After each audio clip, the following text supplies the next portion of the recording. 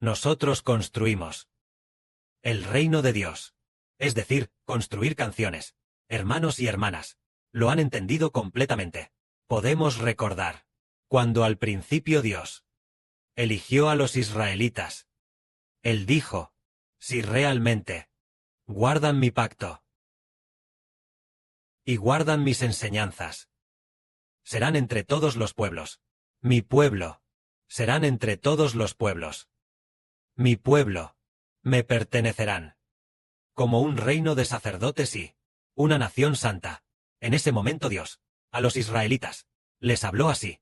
Si los israelitas guardaban el pacto de Dios, entonces, los israelitas serían entre todos los pueblos una nación santa, una posesión exclusiva de Dios, el pueblo que pertenece a Dios. Entonces el Padre, por esta razón, le dio a Moisés las 2 tablas del pacto. Así que ellos construyeron el arca del pacto. Y ante el arca del pacto había un altar de oro y un altar de sacrificios, para servir a Dios. Con esto ellos servían a Dios. Entonces, el hacer un pacto significaba tener el tabernáculo donde Dios guardaba el arca. Y también los sacrificios ofrecidos a Dios en el altar de sacrificios y el altar de oro. Y también el candelabro de oro, la mesa de oro. Estas cosas fueron por el pacto.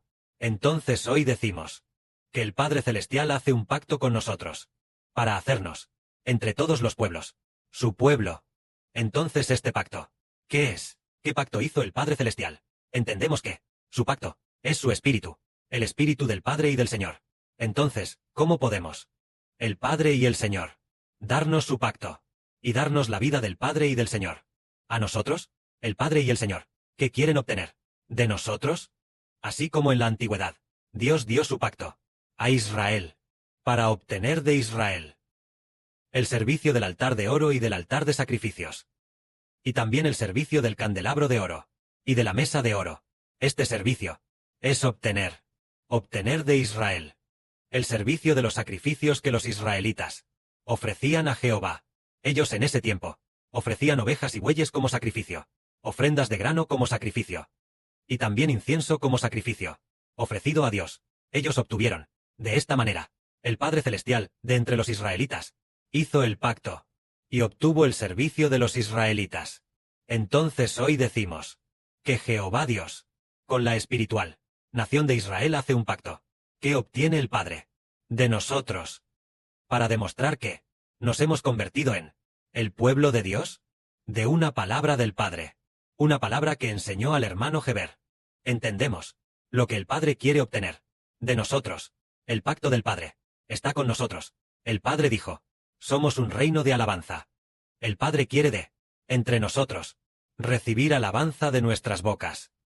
Jehová Dios quiere de entre los israelitas recibir alabanza como servicio, recibir cantos, recibir alabanza como sacrificio, ofrecido a Jehová.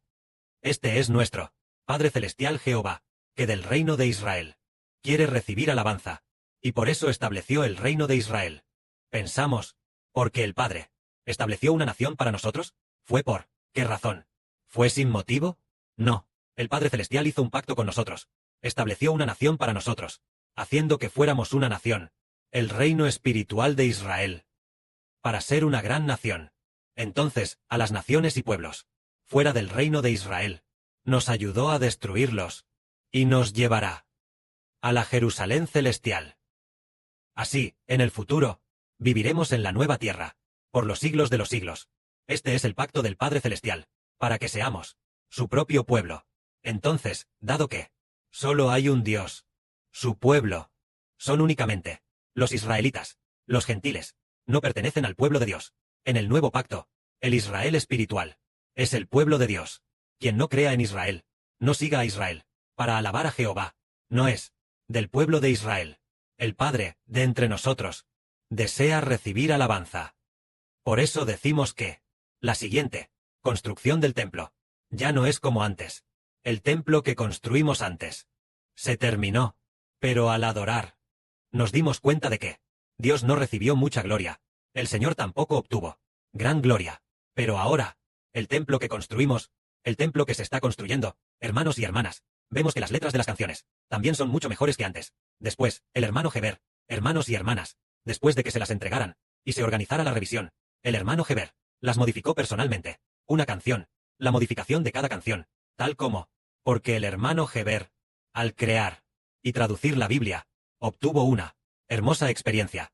En ese momento, su espíritu estaba en mucha paz, sin ser perturbado por nada del exterior, y nada podía perturbarlo, porque en el espíritu del hermano Heber solo estaba Dios, trabajando arduamente cada día, en la obra de traducción. A veces, al cotejar durante la traducción las palabras de la Biblia, miraba la computadora, y luego la Biblia, buscando una y otra vez, consultando información, buscando esto, buscando una y otra vez, cotejando varias versiones, para confirmar el significado de las palabras de la Biblia. En aquel momento, hasta el punto de que se me nubló la vista, con la vista nublada.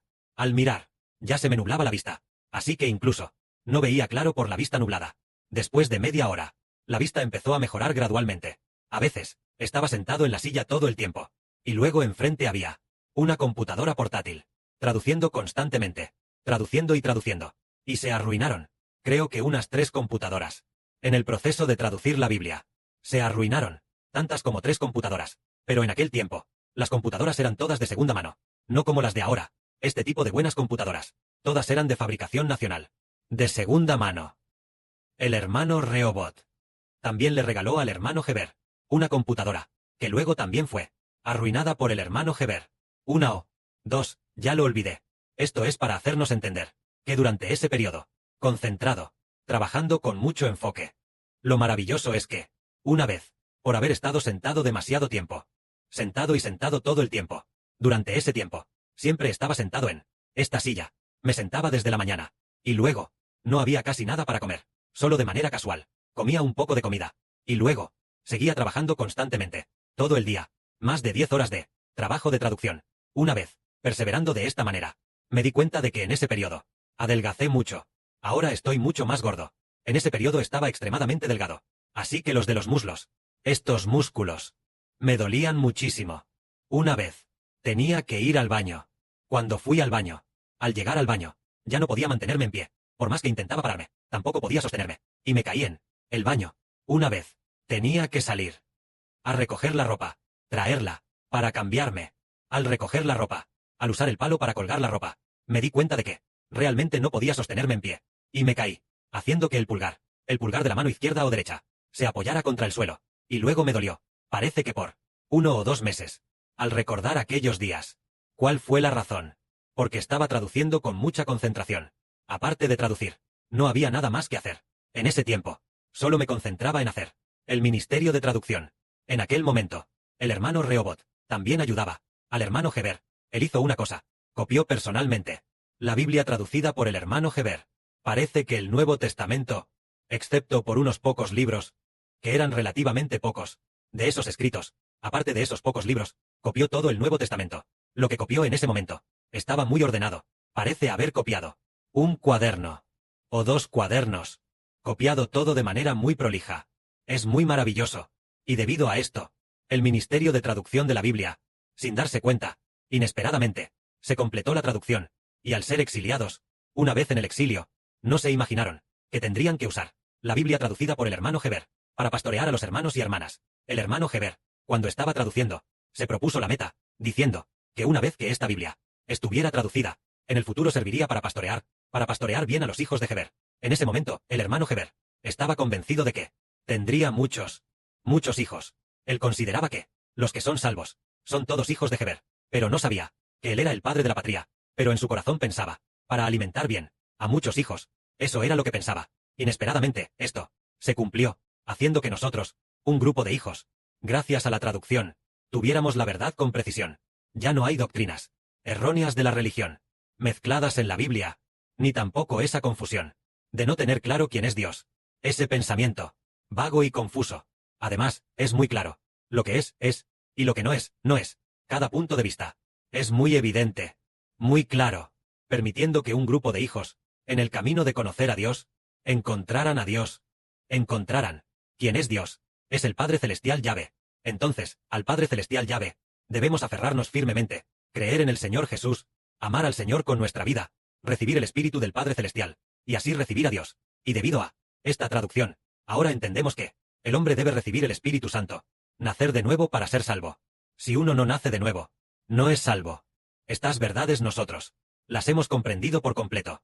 Así que nosotros en el pasado, por el hermano Heber, gracias a la traducción, la verdad se volvió precisa. Ahora nosotros, gracias a la edificación del templo, la alabanza se ha vuelto precisa. Hace no mucho tiempo, la hermana Ola tuvo un sueño. En el sueño, soñó con el hermano Heber, y también con muchos hermanos y hermanas, muchos nobles, personas distinguidas del mundo. Hay muchos en el mundo, celebridades distinguidas y cosas así. Ellos también vienen juntos a alabar a Dios. Está en el cielo, allí en el mar de vidrio. Alabar a Dios. Está en el cielo, allí en el mar de vidrio. El hermano Sibo guía a los hermanos y hermanas a alabar a Dios. Entonces la hermana Aura, en su sueño, vio a un personaje muy famoso. Este personaje, llamado Denziki. Esta hermana, ella parece ser una hermana de Taiwán, llamada Denziki. Esta hermana, ella siempre, en sus canciones, todas tienen alabanzas a Dios, canciones de alabanza al Señor. Esta hermana, llamada Denziki, antes, la hermana Aura, escuchaba desde pequeña las canciones de la hermana Denziki, pero en el sueño, la hermana Denziki también alababa junto a nosotros, pero la hermana Denziki estaba muy avergonzada, porque sus canciones, no había ninguna que pudiera usarse para ofrecer a Dios. Ella misma le dijo a la hermana Aura que en el sueño sus canciones no se podían ofrecer a Dios, así que ella solo podía, con nosotros, cantar el cántico de Moisés y del Cordero. Esto animó a la hermana Aura a saber que el cántico de Moisés y del Cordero proviene de Dios. Entonces, ¿por qué se dice que debemos construir nuestras canciones de alabanza y no usar canciones religiosas? Es porque las canciones de Dios deben ser guiadas por Moisés y el Cordero. Porque Moisés y el Cordero, del Moisés del Nuevo Testamento, el hermano Sibo y nuestro Padre, el Señor Jesucristo, es el mediador del pacto. Es el Hijo de Dios. Por el Hijo de Dios, el pacto establecido. Por el Hijo de Dios, el pacto establecido. Por el Hijo de Dios, las canciones establecidas son las que agradan a Dios. Al igual que en la antigüedad, los sacrificios debían ser llevados al altar de Dios, ofrecer sacrificios en otros lugares, ofrecer sacrificios a Dios, que no sean el altar de Dios. Entonces equivale a ofrecer sacrificios a los espíritus malignos. Si otras canciones no son a través de el cántico de Moisés y del Cordero, no a través de nuestras melodías para ser establecidas, entonces no son ofrecidas a las canciones de Dios. Por lo tanto, en el sueño, las canciones de Denziki no se podían ofrecer a Jehová, el Padre Celestial, pero ella es salva, y sin duda también es honorable. Pero ella tiene que, con nosotros, cantar el cántico de Moisés y el cántico del Cordero. En la hermana Rebeca, el primer día que vino a Guangzhou, el hermano Heber y el hermano Rehoboth fueron a recibirla. Luego la llevaron al distrito de Tian.